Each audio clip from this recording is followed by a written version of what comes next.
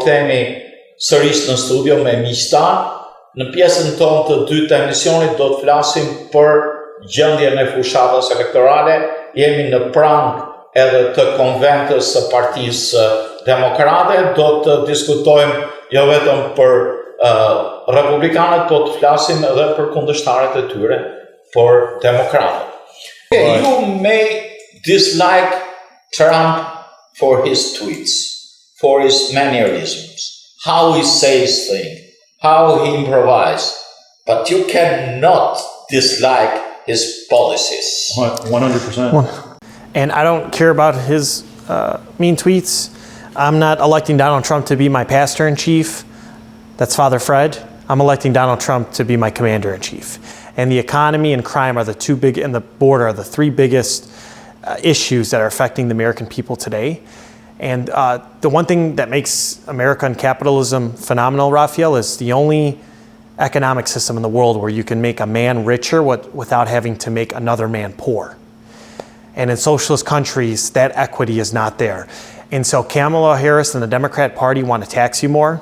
They want more regulations. They want it more difficult to start a business. They want to have the government control almost every aspect of your life. And do you know who benefits from those type of policies? It's large companies and corporations. Because who benefits most from big government? It's big business.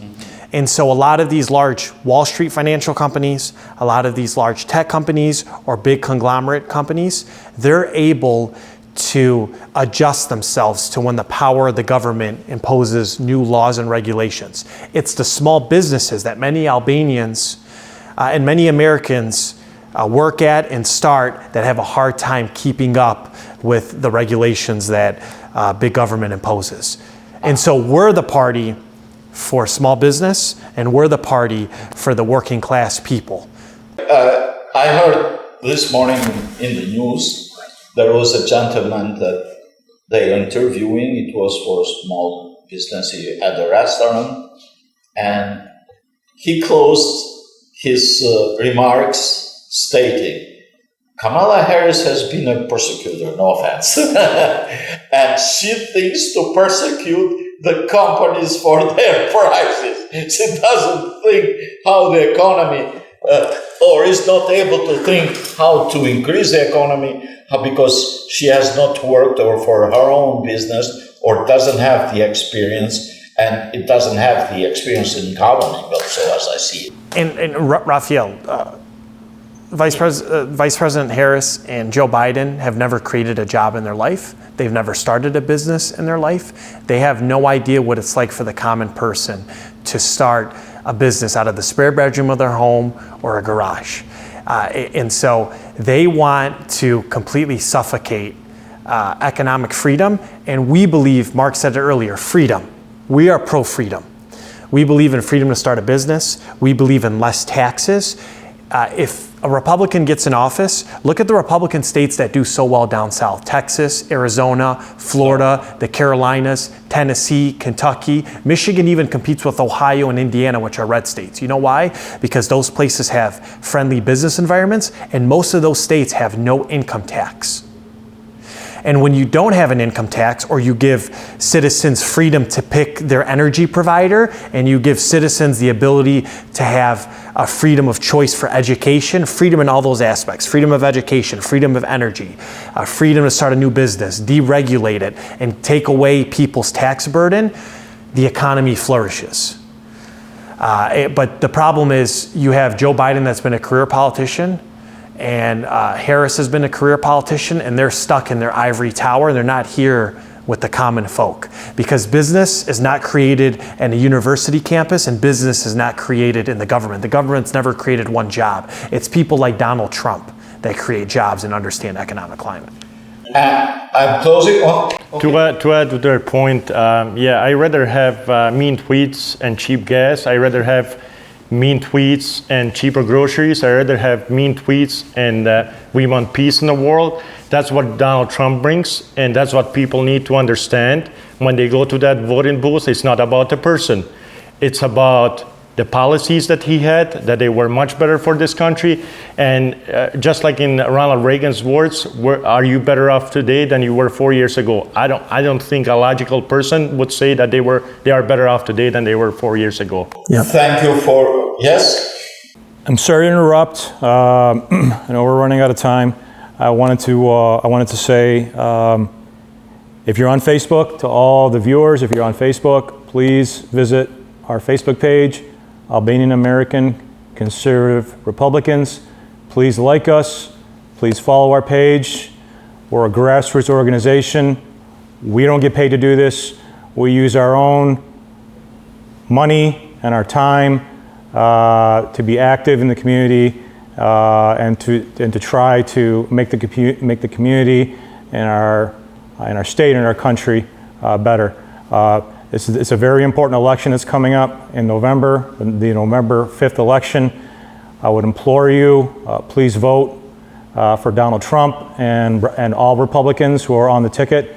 There are 2 judges that are going to be on the ballot that we believe are very conservative, and these are judges for the Michigan Supreme Court.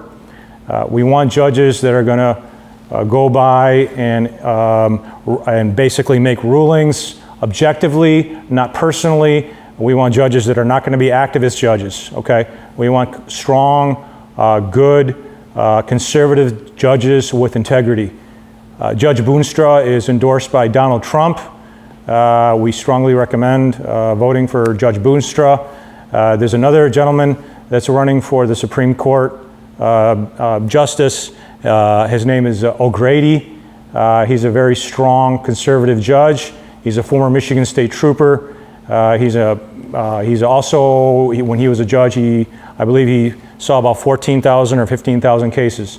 So those are 2 judges that we've researched and we like and we endorse. So I just wanted to say that and thank you. Thanks for having us, and it was a pleasure to be here. It was an honor to be here.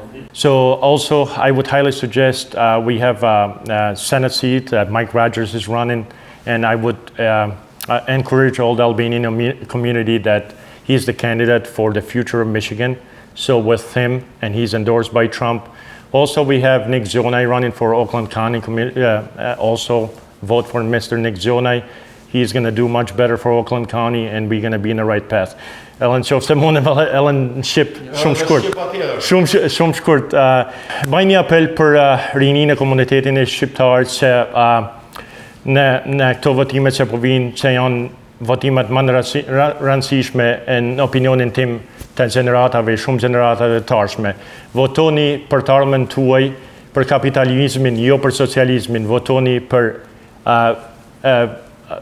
vleftat konservatore, për vleftat familjare, vleftat në Zotin, në Kushtetutën, që të gjithë jemi rritur, të gjithë jemi si shqiptar, të gjithë i kemi, shumica e jonë jemi rrit me ato vlera të cilat janë të shkruara në Kushtetutë e Amerikës. Unë do të mbyllja këtë emision me apelin për të gjithë teleshikuesët: votoni, votoni, votoni.